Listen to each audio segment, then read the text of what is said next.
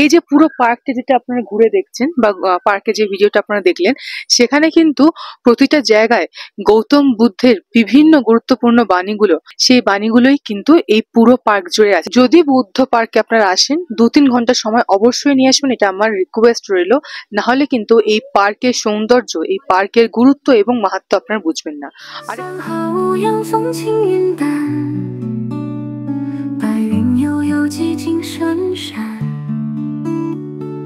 灵光浮动，心如泉水，苦思众生紧随脚步。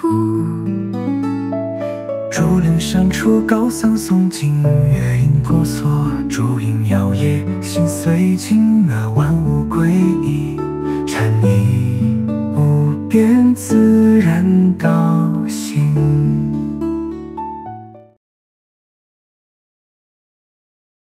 good morning from টেনিটি। কাল রাতে বিভৎস ঘটনা ঘটেছে। কালকে দিনটা খুব খারাপ গেছে আমাদের সকলে। কালকে কাঞ্চনকন্যাতে এত বাজে আমাদের এক্সপিরিয়েন্স হয়েছে, রাতে কাঞ্চনকন্যাতে ভালো করে ঘুম হয়নি। সেই কারণে আমাদের পুরো সারাটা রাস্তা আমাদের এত বিচ্ছিরি কেটেছে, বমি টমি করে একবারে আমাদের সকলের, আমরা যতজন এসেছিলাম আমাদের 4 জনেরই কি বাজে একটা অবস্থা। তো সে কারণে আমরা যখন পৌঁছোই কালকে টেমিটি, সেটা প্রায় সন্ধ্যে 6:30।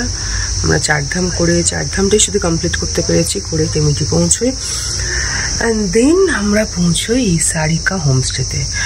আমি সত্যি খুবই দুঃখিত এবং খুব খারাপ লেগেছে যে এত শরীর খারাপ ছিল যে কালকে আমাদের স্ন্যাক্সের এবং রাতে যে ডিনার, যেটা অপূর্ব ছিল, অফুরন্ত ছিল, মানে কোয়ালিটি অ্যান্ড কোয়ান্টিটি দুটোই ব্যাপক ছিল। তো সেটার জন্যই আমরা কালকে ভিডিও করতে পারিনি। তবে আজকে কিন্তু একটাও ভিডিও মিস হবে না। সঙ্গে থাকো, দেখতে থাকো শান্তি গুপ্ত চ্যানেল। শরীরটা আমাদের আগের দিন সত্যি খুবই খারাপ ছিল, কিন্তু তারপরেও সমস্ত রকম মনের জোর নিয়ে কাল রাতে যখন আমরা ঘুমোতে যাই, তখন মনে হয় জানি না সকালবেলা উঠতে পারবো কিনা। কিন্তু সকালবেলা প্রকৃতির এত সুন্দর শোভা দেখে মনটা অটোমেটিক ভালো হয়ে যায়। সত্যি এজন্যই বোধহয় সবাই বলে পাহাড়ে আসলে মন খুব ভালো হয়ে যায়। Steps of pilgrims slow and light, flute sweet melody takes flight, guiding souls to endless. অপূর্ব লাগছে, জাস্ট অপূর্ব। আমি জানি না তোমাদের ভিডিওতে দেখাতে পারলাম কিনা পুরো কাঞ্চনজঙ্ঘার ভিউটা। মানে এইখানে দাঁড়িয়ে, টেমিটিতে দাঁড়িয়ে আমি যে ভিউটা পেলাম, অন্যান্য অনেক জায়গাতে খুব ভালোভাবে পেয়েছি, কিন্তু এত সুন্দর, মানে এটা হচ্ছে কাঞ্চনজঙ্ঘার পেছনের দিক থেকে ভিউটা, যেটা জাস্ট কল্পনা করা যায় না। আমরা নর্মালি সামনের দিক থেকে দেখি স্লিপিং বুদ্ধাকে, বাট এটা হচ্ছে একদম পেছনের দিক থেকে আমরা কাঞ্চনজঙ্ঘা স্লিপিং বুদ্ধার যে ভিউ রেঞ্জটা সেটা দেখতে পাচ্ছি, এবং জাস্ট ফাটাফাটি লাগছে। আমার জীবনে দেখা কাঞ্চনজঙ্ঘার ব্যাক সাইডের view, just look at this.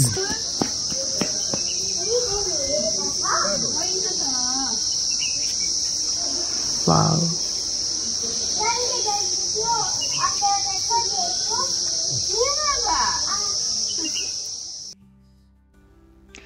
Back সাইডে কাঞ্চনজঙ্ঘা শুধুমাত্র টেমিটি থেকেই দেখা যায়। বরাবরই আমরা অন্যান্য যেখানে কাঞ্চনজঙ্ঘা দেখি, কাঞ্চনজঙ্ঘার যে পুরো রেঞ্জটা, শ্বেতশুভ্র কাঞ্চনজঙ্ঘা রেঞ্জ আমরা দেখতে পাই সান্দাকফু, এছাড়া দার্জিলিং, এছাড়া অন্যান্য জায়গা থেকে, সেখানে কিন্তু সামনের বা ফ্রন্ট ভিউ দেখতে পাই। কিন্তু টেমিটি থেকে স্পেশালি কাঞ্চনজঙ্ঘার পুরো ব্যাক সাইডের রেঞ্জটা দেখতে পাওয়া যায়।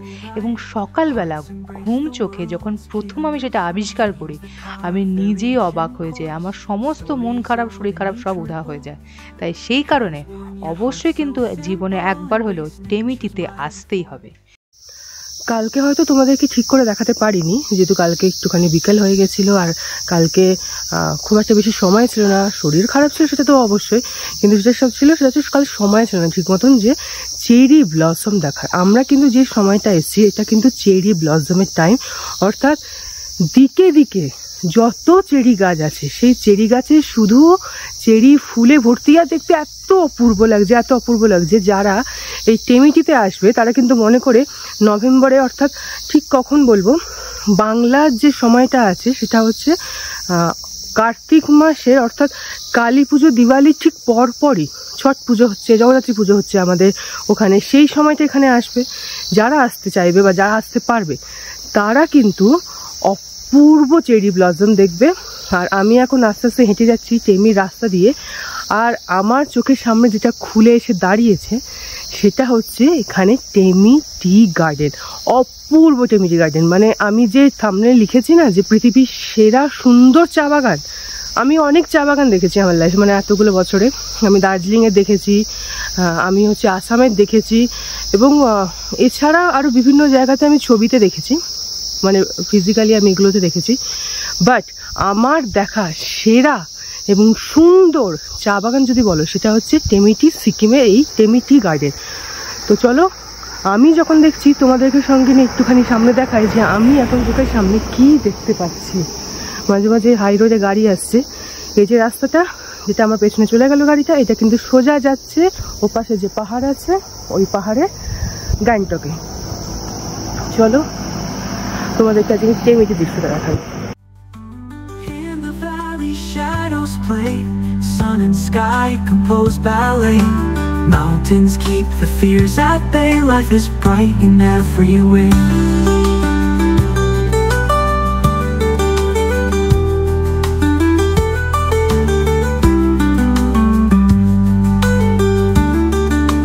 Hear the song of mountain breeze softly winding through the trees. Makes you pause on bended knees. Pure bliss flowing with such ease. Hear the song of mountain breeze softly winding through the trees. Makes you pause on bended knees. Pure bliss flowing with such ease. Hear the song of mountain breeze softly winding through the trees. উফ, কি দুর্দান্ত cherry ব্লসমের tree তোমাদেরকে আমি দেখাচ্ছি, মানে just অপূর্ব দেখতে এটা। আর আমি যে তোমাদেরকে প্রতিটা খুঁটিনাটি একটা ক্লিপ তোমাদের আমি দেখাবো, শুধু ভিডিও, চেরি গাছের ভিডিও, কীরকম চেরি গাছ এবং তার চেরি ফুলগুলো হয় সেগুলো তোমাদের জন্য আমি এতটা করছি। এই যে তোমরা যারা টেমিটি আসতে চেয়েও আসতে হয়তো অনেকেই পারছো না বা পারোনি, বা হয়তো কোনো কিছুর প্রবলেম রয়েছে সে কারণে, তো তোমাদের জন্য আমি প্রতিটা খুঁটিনাটি জিনিস আমার এই যে যেখানে ঘুরতে এসছি সেই ঘোরার জায়গা, এই যে এখানে এসছি, এখানে আসার যে প্রতিটা খুঁটিনাটি জিনিস, কি করবে কি করবে না, কোনটা করা উচিত, প্রতিটা খুঁটিনাটি জিনিস আমি তোমাদেরকে ভিডিওতে বলছি। তার জন্য অন্তত একটা লাইক, একটা শেয়ার, আর অবশ্যই চ্যানেলটা সাবস্ক্রাইব করে দিও এরকম সুন্দর সুন্দর জায়গার ভিডিও পাওয়ার জন্য। চলো তোমাদের বাকি টেমিটি অংশটা ঘুরে দেখাই। Makes you pause on bended knees. Pure bliss flowing with such ease. Pure bliss flowing with such ease.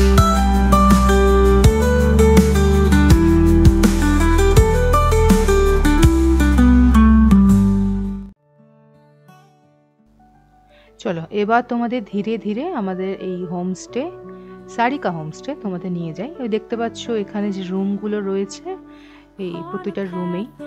আচ্ছা, প্রথমে বলে দিই এই অংশটা এটা কিন্তু ডুপ্লেক্স কটেজ, অর্থাৎ এখানে তোমরা নিচে দুটো বেড, উপরে দুটো বেড রয়েছে।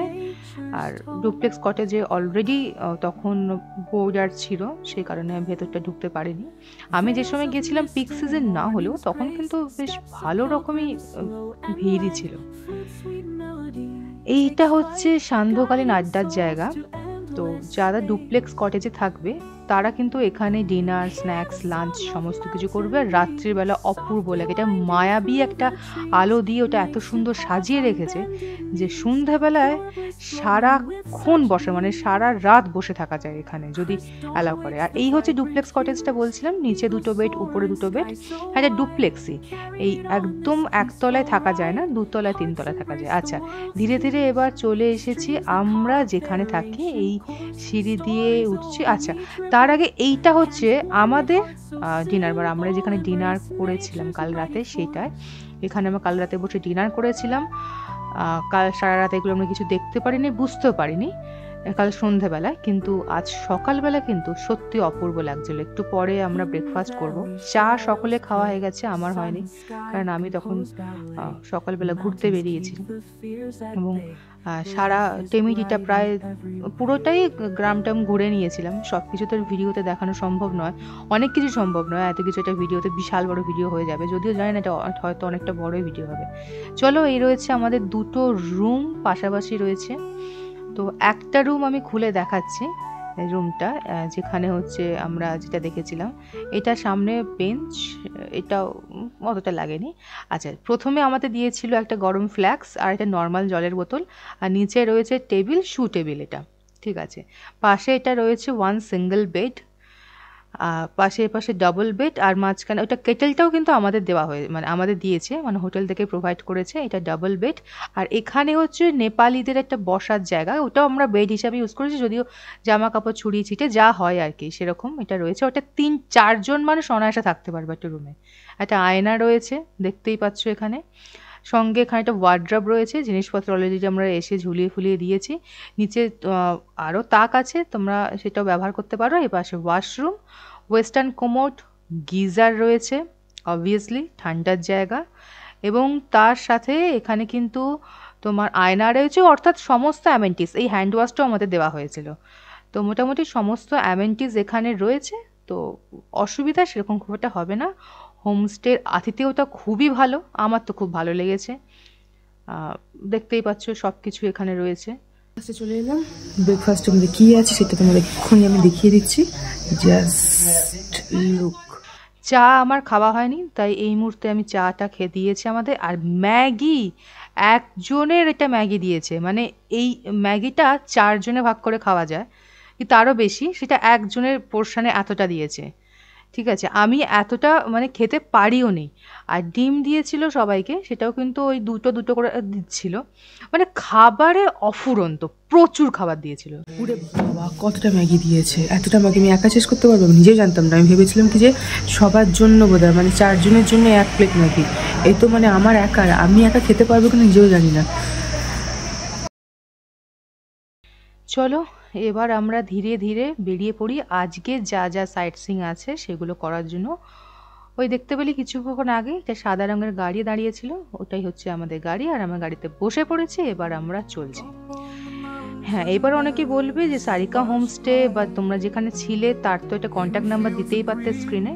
হ্যাঁ ঠিক আছে, আমি স্ক্রিনে না দিই, কমসে কম ডিসক্রিপশানে কিন্তু আমি ওদের ডিটেলস, কত পড়েছিল আমাদের থাকা খাওয়া খরচ, সব কিছু দিয়ে দেবো। আর চলেও এসেছি আমি এখন টেমিটিতে, দেখতে পাচ্ছ। এবার আমরা ধীরে ধীরে টেমিটির পুরোটা ঘুরবো। তো চলো তোমাদের নিয়ে যাই টেমিটির ভেতরে কি কি দেখার আছে সে সমস্ত জায়গায়। Secrets of the ages in the breeze confined. চলে এসেছি আমরা টেমিটি গার্ডেনে। এন্ট্রান্সে তোমরা ভিডিওটা অলরেডি পেয়ে গেছো যে এটা টেমিটি কত সালে স্থাপিত। তো এই যে পুরো টেমিটিটা আমরা দেখলাম, ঘুরে দেখলাম, এটা কিন্তু পুরোপুরি সিকিম গভর্নমেন্টের আন্ডারে, এবং এর ভেতরে যে প্রসেসিংটা হয় সেটা কিন্তু পুরোপুরি সরকারি। এবার ব্যাপারটা হচ্ছে ভেতরে যে পুরো প্রসেসিংটা, সেটা কিন্তু কোনো ভিডিওগ্রাফি বা কোনো রকম ক্যামেরাগ্রাফি করা যাবে না। তো সে কারণে হয়তো সবকিছু তোমাদের ভালোভাবে দেখাতে পারবো না, কিন্তু ভিতরে গিয়ে কি কি হলো, কি কি দেখলাম, কিভাবে সমস্ত কিছু প্রসেসিং হচ্ছে সেটা কিন্তু তোমাদেরকে আমি ডিটেলসে জানাবো। তার আগে তোমরা দেখে নাও টেমিটির কিছু সুন্দর সুন্দর, দারুণ সুন্দর সুন্দর, অপরূপ কিছু ভিডিও। 1969 সালে তৎকালীন সিকিমের যিনি মুখ্যমন্ত্রী ছিলেন পান্ডেল থান্টু নামগাল, উনি কিন্তু এখানে যারা ছিলেন আর কি রেসিডেন্সিয়াল যারা ছিলেন এখানকার অধিবাসী, তাদেরকে কর্মক্ষেত্রে সুযোগ করে দেওয়ার জন্য এই পাহাড়টিকে রূপান্তরিত করেছিলেন একটা চা বাগানে। সেই থেকে এই চা বাগানটি এখনও চলছে, এবং এখান থেকে অ্যাকচুয়ালি ভারতের মধ্যে মানে দার্জিলিংয়েরও থেকে বেশি পরিমাণ চা উৎপন্ন হয়। এবং এখন কিন্তু বাজারে টেমিটি চায়ের চাহিদা কিন্তু অনেক বেশি অন্যান্য চায়ের থেকে, কারণ এদের চা সম্পূর্ণ অর্থোডক্স, এবং যে ফ্লেভারটা পাওয়া যায় সেটা কিন্তু অন্যান্য জায়গার চায়ের থেকে অনেক অনেক বেশি সেরা। তো এতক্ষণ আমরা যে টি ফ্যাক্টরিটা ঘুরলাম, ঘুরে যেটা বুঝতে পারলাম সেটা হচ্ছে কি যে এখানে ট্রিটা কিন্তু পুরো অর্গানিক এবং অর্থোডক্স প্রক্রিয়াতে বা অর্থোডক্স প্রসেসেই কিন্তু টিটা প্রসেসিং করা হয়। অর্থোডক্স যে জিনিসটা সেটা কি একবার বুঝিয়ে দিই। অর্থোডক্স হচ্ছে নর্মালি এখনকার যে নতুন নতুন টি ফ্যাক্টরিগুলো হচ্ছে সেখানে বিভিন্ন রকম মেশিন এবং কেমিক্যালের মাধ্যমে এই টি টি গুলো বা চা গুলো তৈরি করা হয়। কিন্তু অর্থোডক্স প্রক্রিয়া মানে যেটা হচ্ছে পুরনো যুগে, প্রাচীন যুগে, মানে যবে থেকে চা উৎপন্ন হচ্ছে তবে থেকে যে প্রক্রিয়াটা চলছে সেই প্রক্রিয়াতে করা হয় এই কারণে যাতে কোয়ালিটি ভালো হয়। এখানে প্রথমে কি করা হয়, প্রথমে একটা প্রচন্ড হিটের মধ্যে নতুন যে দুটো পাতা এবং একটা কুঁড়িওয়ালা যে চা পাতা, সেই চা পাতাটাকে তোলা হয়। তুলে তারপরে সেটা প্রথমে প্রচন্ড হিটের মাধ্যমে 70% ওর ভেতরে জলটা শুকোনো হয়। তারপরে আরেকটা মেশিনে দেওয়া হয়, সেই মেশিন থেকে সেখানে ভালোভাবে প্রেসিং করা হয়। প্রেসিং করে দেন ন্যাচারালি রুম টেম্পারেচারে রেখে সেই চা পাতাগুলোকে ভালোভাবে বিছিয়ে রেখে সেখান থেকে ওই 25% বাকি যে অংশটা ছিল, বাকি 25% জল ছিল, সেটাকে শুকানো হয়। দেন সেটাকে নিয়ে যাওয়া হয় একটা কনভেয়ার বেল্টে। সেই কনভেয়ার বেল্টে 3-4 রকম ভাবে সেটা রোলিং হতে হতে শেষে যে অংশটা বেরোয় সেটাকেও আবার পাঠানো হয় আরেকটা মেশিনে, যেখান থেকে কোয়ালিটি চা বেরোবে। অর্থাৎ যদি পাতাওয়ালা চা বেরোয় তাহলে সেটা বেস্ট কোয়ালিটি, এবং একদম ডাস্ট যে চাটা বের হয় সেটা হয় একদম বাজে কোয়ালিটি। এইভাবে কোয়ালিটি ওয়াইজ জিনিসগুলো বের করানো হয়, চাটা তৈরি করা হয়। তারপরে প্যাকেজিং হয়ে বাইরে যে দোকানগুলো আছে এবং অন্যান্য যে ইন্টারন্যাশনাল মার্কেট আছে সেই সমস্ত জায়গায় বিক্রি করা হয়। তো যারা টেমিটি আসবেন অবশ্যই কিন্তু এটা ভিজিট করবেন। মাত্র 100 রুপিস টিকিট এটার প্রাইস রয়েছে, কিন্তু 100 টাকাটা আপনার পুরো অর্থিত মনে হবে যদি ভেতরে গিয়ে বাকিরা ভিজিট করেন। আরেকটা কথা বলে রাখি, চা কিন্তু এইখানে ভেতরে কোথাও বিক্রি হয় না, বিক্রি হয় বাইরের দোকানগুলোতে। সেই দোকানগুলোতে ভালোভাবে দেখে দরদাম করে ভালো করে বুঝে আপনারা কিন্তু চা নিতে পারবেন যদি ফ্যাক্টরি ভিজিট করেন। চলুন এবার আমরা চায়ের বাগানগুলো একটু ঘুরে দেখি। আমরা টেমিটি থেকে প্রায় 3-4 কিলোমিটার নিচে সারিকা হোমস্টেতে ছিলাম, কিন্তু যারা একদম চা বাগানের মধ্যে থাকতে চান তারাও কিন্তু থাকতে পারেন। তাদের জন্য, মানে যাদের ইচ্ছা এখানে থাকা, তাদের জন্য রয়েছে এখানে টেমিটিতে চেরি হাউস বা টেমিটি চেরি হাউস, এইটা একটা রয়েছে। তার সাথে টেমিটি এস্টেটে নিজস্ব গেস্ট হাউস রয়েছে। 2 রকম গেস্ট হাউস রয়েছে, একটা হচ্ছে সুপার প্রিমিয়াম কোয়ালিটি আর একটা হচ্ছে স্ট্যান্ডার্ড ডিলাক্স কোয়ালিটির রয়েছে। স্ট্যান্ডার্ড ডিলাক্স কোয়ালিটি মোটামুটি 3500 থেকে 4000, 2% ফর 1 রুম উইথ ব্রেকফাস্ট। আর যেটা সুপার ডিলাক্স কোয়ালিটি সেটার প্রাইসটা, যেটা প্রিমিয়াম কোয়ালিটি সেটার প্রাইসটা কিন্তু অনেক বেশি। এত বকবক করছি এই কারণে, তার কারণ জায়গাটা এত সুন্দর, এটা নিয়ে না আমার মুখে নতুন করে বলার কিছু নেই। আমি আসার আগে যখন রিসার্চ করেছিলাম তখনও দারুণ লেগেছিল। এখানে টেমিটিতে আমি 2 বার এসেছি, 2 বারই আমার দারুণ লেগেছে। আচ্ছা, এখন আমরা যে জায়গাটা রয়েছি না, এইটা হচ্ছে টেমিটির অবজারভারি টাওয়ার। তো এটাকে অবজারভার টাওয়ার বলা হয় তার কারণ এখানে একদম টপ ফ্লোরে উঠে সেখান থেকে পুরো টেমিটির সঙ্গে ওই দূরের পাহাড়গুলোও দেখা যায়। আগের বছর যখন তিস্তা তার ধ্বংসলীলা দেখিয়েছিল তখন কিন্তু টেমিটি থেকে গ্যাংটক যাওয়ার রাস্তা বন্ধ ছিল। তো এইসব কারণের জন্যই এই অবজারভারিতে উঠে অনেকে এইগুলো অবজার্ভ করে। তবে আমার কিন্তু জায়গাটা দারুণ লেগেছে। আচ্ছা, এই টাওয়ারে উঠতে গেলে কিন্তু 20 রুপিস পার পার্সন টিকিট দিয়ে এখানে উঠতে হয়। তো আমরা যখন এসেছি তখন সমস্ত রকমভাবে সব কিছুই ভালোভাবে দেখিয়ে তার নির্যাসটা বের করে নেবো, সেটাই আমাদের ইচ্ছা। তাই আমরা এরকম লাগাম ছাড়াই খরচা করেছিলাম আর কি টেমিটিটাতে এটা দেখার জন্য। তবে বেশ ভালো, ওই যে দূরে দেখা যাচ্ছে ওখানে গেস্ট হাউস। আর এই পাশে রয়েছে গ্যাংটকের এই পাহাড়, এই পাহাড়টা হচ্ছে গ্যাংটকের, আর এই পাশের পাহাড়টা হচ্ছে নামচির পাহাড়, আর এইটা হচ্ছে টেমিটি। তো আর বেশি বকবক করব মনে হয় না, আমার মনে হয় এরপরে বাকি যে দৃশ্যটা না সেটা তোমরা এমনি এমনি উপভোগ করো, সেটাই বরং ভালো লাগবে।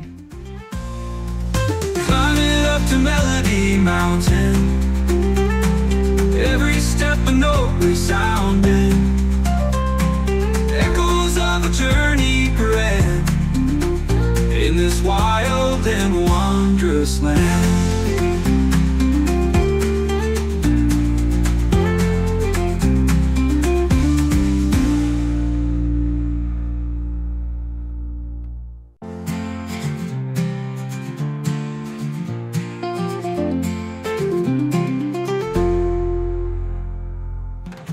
ওয়াও, জাস্ট অপূর্ব কিন্তু লাগে চা বাগানটা। মানে আমি এত চা বাগান দেখেছি আমার লাইফে, কিন্তু এত সুন্দর চা বাগান আমি কিন্তু আমার জীবনে সত্যি কম দেখেছি। আমি এখানে এসে জাস্ট মুগ্ধ, মাথা পাগল করে দেওয়ার মতন সৌন্দর্য। মানে যারা আসেনি বা যারা দেখছো ওখানে বসে বসে, তারা জাস্ট ভাবতেই পারবে না কি সুন্দর জায়গাতে আমি আছি। এবং কেউ প্লিজ মিস করো না, তোমাদের লাইফে একবার হলেও অন্তত এই টেমিটিতে ঘুরে দেখো। কি ভাবছো পাগল হয়ে গেছি? সত্যি পাগল হয়ে গেছি। আগের বছর যখন এসেছিলাম তখন টেমিটিকে শান্ত দেখেছিলাম, সেই সময় আমরা ওই অক্টোবরের শেষে এসেছিলাম।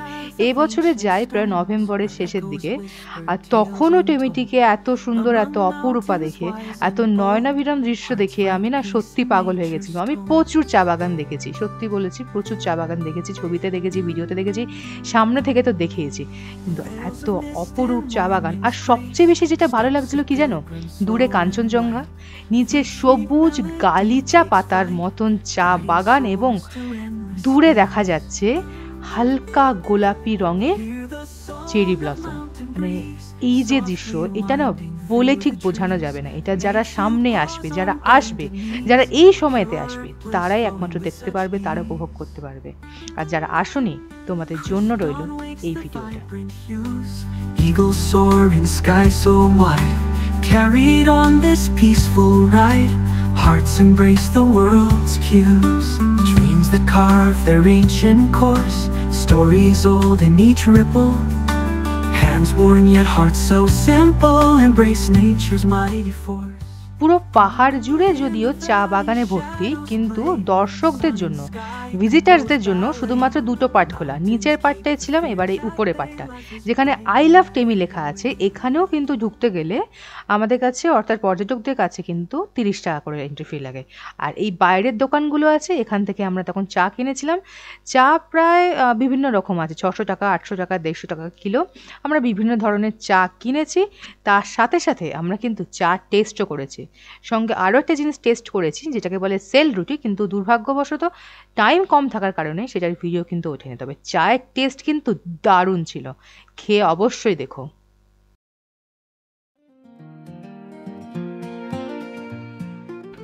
টেমিটি গার্ডেন থেকে এরপরে আমাদের গন্তব্য কোথায় সেটা তো তোমরা দেখতে পাবে। তবে আমরা চলেছি রাবাংলার পথে।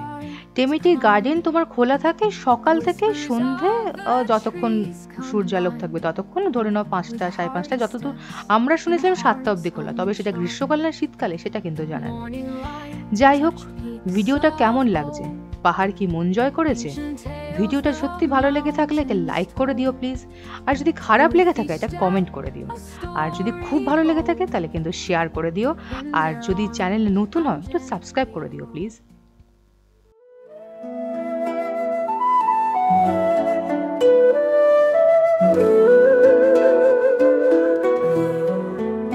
山河无恙，风轻云淡，白云悠悠，寂静深山，灵光浮动，心如泉水。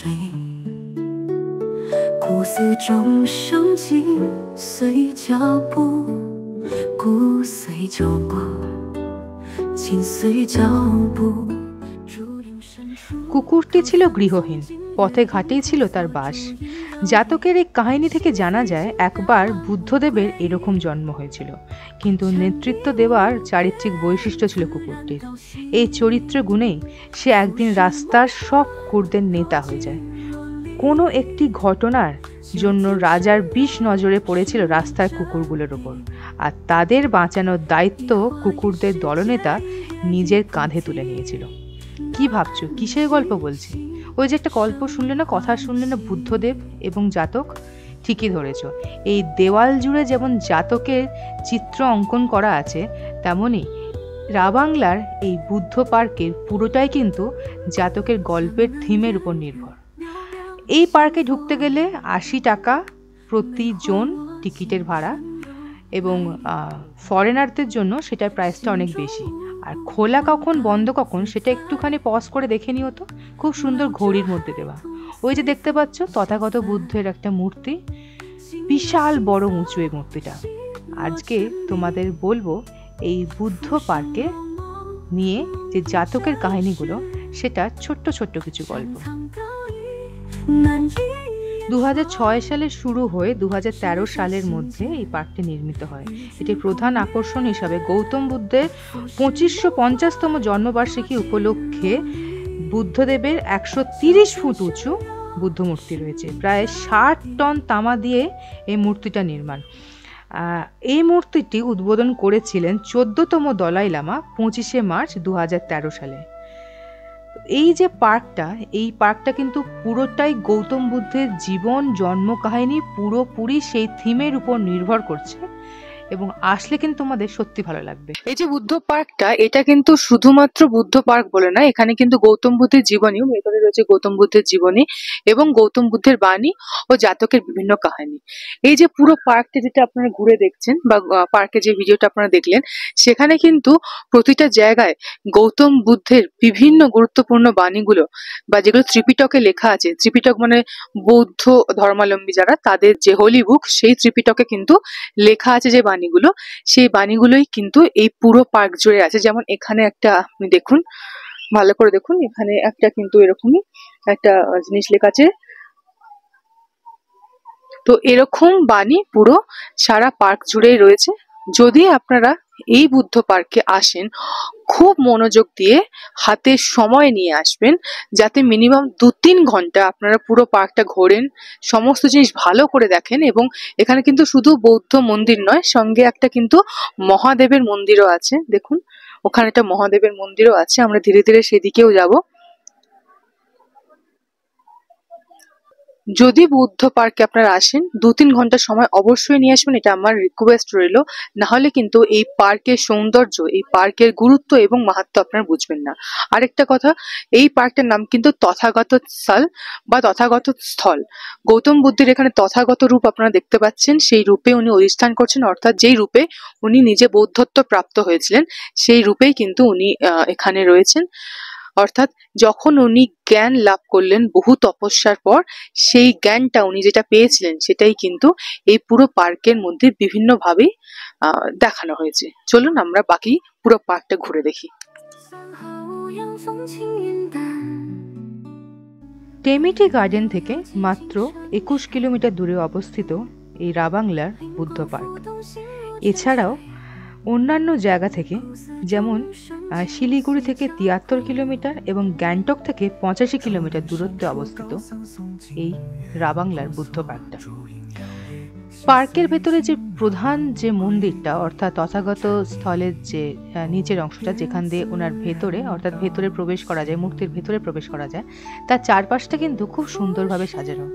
আমরা ঠিক যে সময় পৌঁছেছিলাম সেই সময় কিন্তু আমাদের সামনেই পৌঁছন তখন সিকিমের নবাগত রাজ্যপাল, এবং সমস্যাটা যেটা হয়ে যায় তার ফলে আমাদের অনেকটা সময় ওখানে কেটে যায়। উনি ভেতরে যান, সেখানে ওখানে প্রধান যে বৌদ্ধ পুরোহিত রয়েছেন ওনার সঙ্গে কথা বলেন, বেরিয়ে আসেন, তারপরে আমরা ভেতরে ঢুকতে পারি।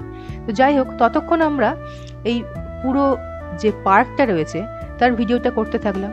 পেছনের যে অংশটা, এটা কিন্তু আমি এর আগের বারে এসে ভালোভাবে খুঁটিয়ে দেখতে পারিনি। হয়তো মহান বুদ্ধের এটাই ইচ্ছা ছিল আমি পার্কটা এবারে ভালোভাবে চাক্ষুষ করি, সেই কারণে উনি অনেকটা সময় আমার হাতে ছেড়ে দিয়েছিলেন, যাতে এই সমস্ত প্রতিটা জিনিস খুঁটিনাটি আমি দেখতে পাই। তো পার্ক তো যেমন সুন্দর, তার থেকেও বেশি সুন্দর যদি আপনারা ভেতরে যান। ভেতরে তো ক্যামেরা অ্যালাউ করে না, তাই ভিডিওগ্রাফি ফটোগ্রাফি কোনো কিছু অ্যালাউ নয়। ভেতরে যাবেন, সেখানে কিন্তু গৌতম বুদ্ধের জন্ম থেকে শুরু করে ওনার বৌদ্ধত্ব প্রাপ্ত হবার যে পুরো জীবনীটা, সেটা এত সুন্দরভাবে দেওয়ালের মধ্যে আঁকা রয়েছে যে আপনি শুধু ওখানে তাকিয়ে থেকেই না আপনার সারাটা দিন কেটে যাবে। যদি আপনার মনের মধ্যে কোনো রকমভাবে অনেক ধরনের অশান্তি থাকে, এই জায়গাটা আসলে কিন্তু না অটোমেটিক মন শান্ত হয়ে যাবে। এবং প্রত্যেকটা জিনিস এবং প্রত্যেকটা জীবন কাহিনী যদি আপনি খুব খুঁটিনাটি করে পড়েন, তাহলে বুঝতে পারবেন কিভাবে এক রাজপ্রসাদের রাজকুমার হঠাৎ করে সন্ন্যাসীতে বা সন্ন্যাস ধর্ম বা এই একটা নতুন ধর্ম শুরু করলেন মানব জগৎকে বা মানব জীবনকে উদ্ধার করার জন্য।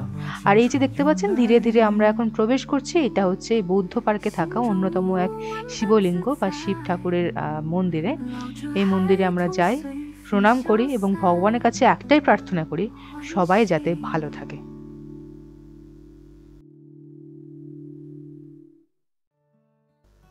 বুদ্ধ পার্ক থেকে সেদিন আমরা বেরিয়ে রালং মনাস্ট্রিতেও গেছিলাম। বুদ্ধ পার্কে ওখানে থাকা বিভিন্ন ধরনের স্টল থেকে নানা রকম দ্বিপদীয় নেপালীয় খাবার খেয়ে আমরা তখন বেরিয়ে যখন পড়ি তখন অলরেডি প্রায় বিকেল গড়িয়ে আসতে চলেছে। কিন্তু যেহেতু ভিডিওটা বিশাল বড় হয়ে যাচ্ছে এবং তোমাদের হয়তো বোরও লাগবে, তাই রালং ভিডিও থাকলো পরের দিনের জন্য। যদি আজকের এই ভিডিওটা খুব ভালো লেগে থাকে তাহলে অবশ্যই কিন্তু লাইক করো, যদি তোমাদের কিছু বলার থাকে তাহলে কমেন্ট একটু জানিও, আর যদি খুব ভালো লেগে থাকে তাহলে সবার সঙ্গে শেয়ার করো, আর নতুন নতুন ভিডিও পেতে চ্যানেলটাকে সাবস্ক্রাইব করো। Hear the song of mountain breeze softly winding through the trees, makes you pause on bended knees.